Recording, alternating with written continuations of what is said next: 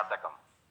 ఒకానొక కాలంలో బోధిసత్వుడు సంపన్నుడైనటువంటి శ్రేష్ఠి కుమారుడిగా జన్మించడం జరిగింది. అతడు పిత్రార్జితమైన సంపదతో పాటు తను కష్టించి తన ఇల్లును లక్ష్మీ నివాసంలా శోభింపజేశాడు. విద్యావంతుడు, కళా కౌశకుడు ఉండి వలన అందరి ధనుకుల కంటే ప్రత్యేకతను తెచ్చుకున్నాడు. అతని వ్యవహార సరళి పృథగ్జనుల వ్యవహారానికన్నా భిన్నంగా ఉండేది. అంటే ఆధ్యాత్మికత అంటే ఏమిటో సరైన అవగాహన లేనివాడు. అతడు ఎంతటి పండితుడు అయినను ధనికుడు అయినను సరే పృథగ్జనుడుగా చెప్పబడతాడు.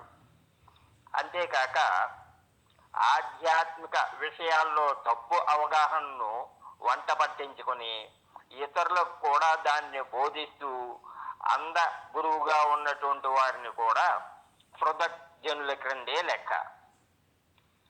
అవిషమ వ్యవహారం అనేది మనిషి యొక్క అంతరిక ఆధ్యాత్మిక సంపత్తిని ప్రకటన చేసే కేతనం లాంటిది. హెచ్చు తగ్గుల తూకాలు లేక, అంటే పెద్ద చిన్న భేదం లేక అందరితోనూ సమానంగా వ్యవహరించడాన్ని అవిషమ వ్యవహారం అని అంటారు.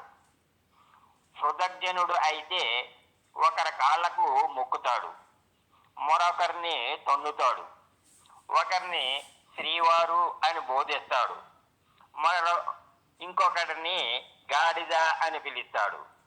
ఒకరిని చూసేటప్పుడు హిమాలయ పర్వత శిఖరాలు చూసే అంత గొప్ప భంగిమతో ప్రదర్శిస్తాడు. మరొక విషయంలో కీటకాన్ని చూసే మాదిరి నిర్లక్ష్య భంగ్యాన్ని ప్రదర్శిస్తాడు. విషమ వ్యవహారం అంటే ఇదే. శ్రేష్ఠిలో అలాంటి విషమ వ్యవహారం అణుమాత్రం కూడా లేదు. అందరినీ సమాన భావంతో చూడటం, సమాన మర్యాదతో మాట్లాడటం అతని సద్గుణాల్లో ఎన్నదగినది. సహాయాన్ని అర్థించి గుమ్మం తొక్కిన వాడు ఏనాడు కూడా నిరాశగా తిరిగిపోవడం అన్నది లేదు. ఒకసారి భోజన సమయంలో అతని వాకిలి ముందు ఒక ప్రత్యేక బుద్ధుడు నిలబడ్డాడు. శ్రేష్ఠి భార్య అతనికి భిక్ష ఇవ్వడానికి వాకిలి వైపుకు నడిచింది. దేవ కుమారుడైనటువంటి మారుడు శ్రేష్ఠి చేసేటటువంటి ఏ పనులు అతనికి నచ్చదు.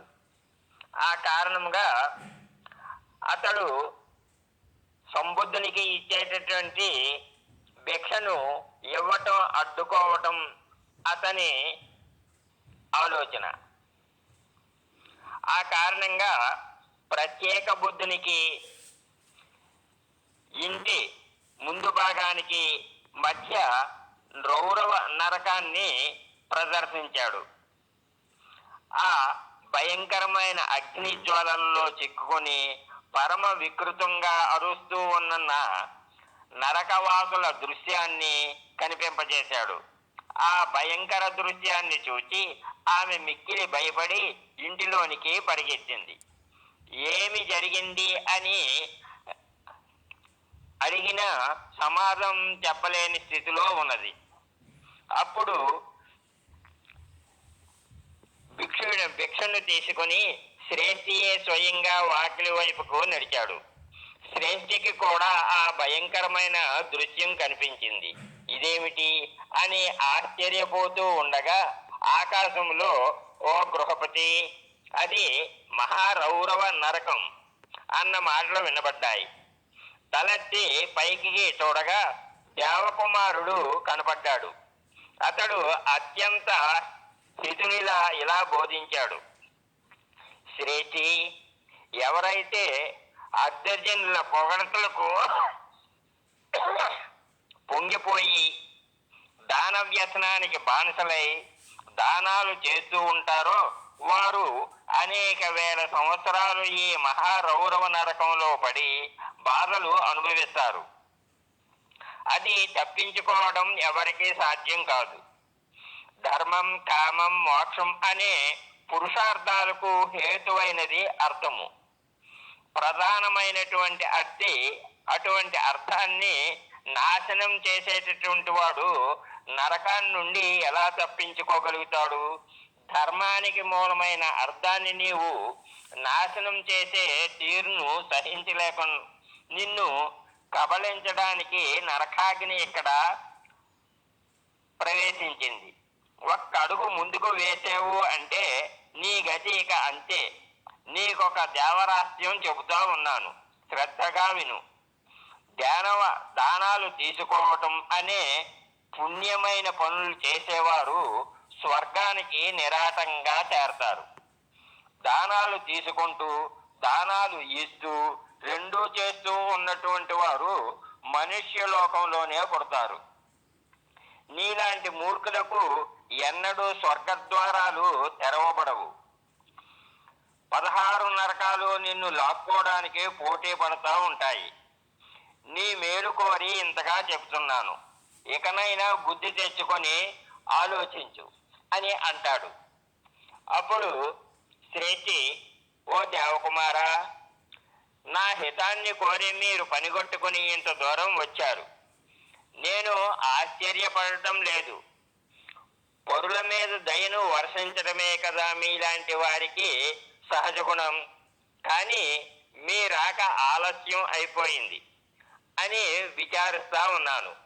నా రోగం కుదర్చడానికి వచ్చిన మీరు ఆ రోగం తలెత్తక ముందే వచ్చి వైద్యం చేసి ఉంటేను బాగా ఉండేది. ఇప్పుడు రోగం బాగా ముదిరిపోయాక వచ్చారు. మీ ఉపదేశ చికిత్స యంత్రమాత్రము పనిచేయదని విచారిస్తా ఉన్నాను. మీరు తెలియజేసే దేవరహస్యాలు నాలాంటి మందబుద్ధి గ్రహించలేకుండా ఉన్నది. నేను దానం చేసేది నా సుఖ సంపదల కోసం కాదు,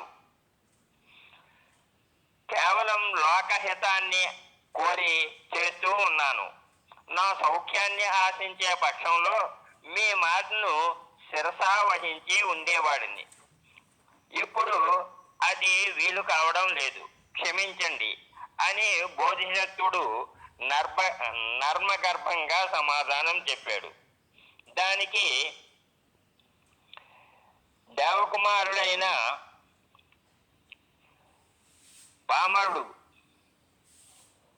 హితాభిలాషి పాత్రను చక్కగా అభినయిస్తూ, శ్రేష్ఠి, నేను చెప్పినది అంతా చెప్పాను, ఇంక నీ ఇష్టం. నా మాట పాటించి సుఖాన్ని పొందిన నన్ను కృతజ్ఞతతో స్మరించుకుంటూ ఉంటావు. నా మాట వినకుండా నష్టపోయిన పశ్చాత్తాపంతో నన్ను స్మరించుకుంటూ ఉంటావు అని లౌక్యంగా సమాధానం చెప్పాడు.